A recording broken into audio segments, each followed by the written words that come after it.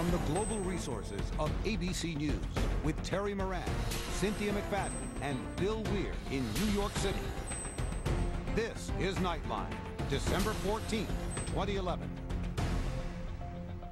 Good evening, I'm Terry Moran, and we're going to begin tonight with a bright spot in a bleak economy, the women of Mary Kay Cosmetics. 165,000 people started Mary Kay businesses in the United States last April alone. It's a second job for many of them, but they work for themselves, and they chalked up $2.5 billion in wholesale billing worldwide in 2010.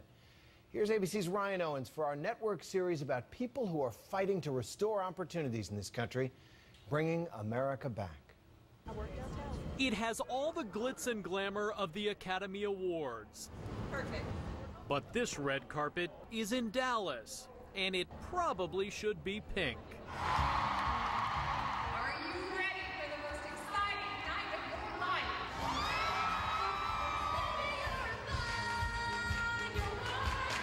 It's awards night at Mary Kay Cosmetics, and for the next few hours, hundreds of women will receive a lot more than little golden statues.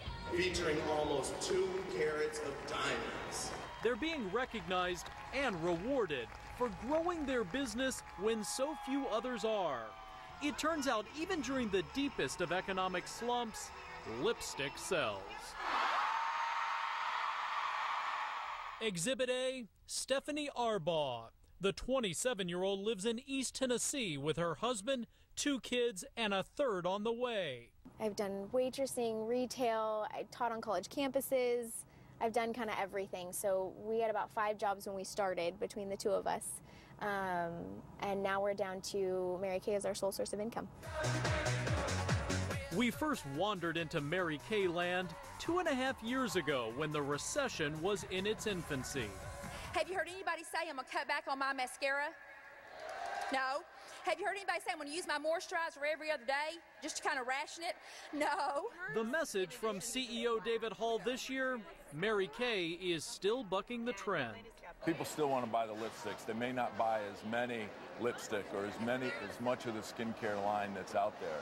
But you clearly see that if you have a value product that is just has a little bit lower price point, that our sales force and their customers jump on that for sure. Mary Kay's business model is not exactly traditional. It's based on direct sales. In short, these women make money not just on the products they sell, but on the number of new sales consultants they bring into the fold. Critics call it an elaborate pyramid scheme, but sales consultants like Courtney Armstrong reject that. When we first met her in 2009, she had 130 women working on her team. Now, that number has nearly doubled. Her days in East Texas are packed with appointments. I printed this out for you, and this has a list of all of the active ingredients and all of the ingredients. Personalized instruction. You don't want your features kind of fighting over each other. And deliveries. And then this has your stuff in it, and then a little gift. Always with an eye on future sales. We can start working on wish lists if you want to buy some gifts and do Christmas shopping. I know that the economy's hurt a lot of people, but really we haven't seen that in Mary Kay. I have more customers now, more consultants now that I've been working with, and it's been just really an incredible year. Courtney and her team sell enough makeup to keep her in one of those famous Mary Kay pink Cadillacs. This is her second SUV, and she's well positioned for another. How do you explain continued success when so many businesses are having so much trouble? They're concerned about the stability of their job. They're concerned about the stability of their husband's job. And so they're looking for a backup plan. They're looking for a way to be able to make extra money and have something else just in case that doesn't work out. So in an odd way, does having a difficult economy and a recession that's been dragging on, does that bring more people into this organization? Yes, absolutely. What can I do for my life? And besides just go work in a corporate job, and they can work for themselves. And that brings a lot of appeal to a lot of people. While Mary Kay is still pink, it's not nearly as white as it used to be.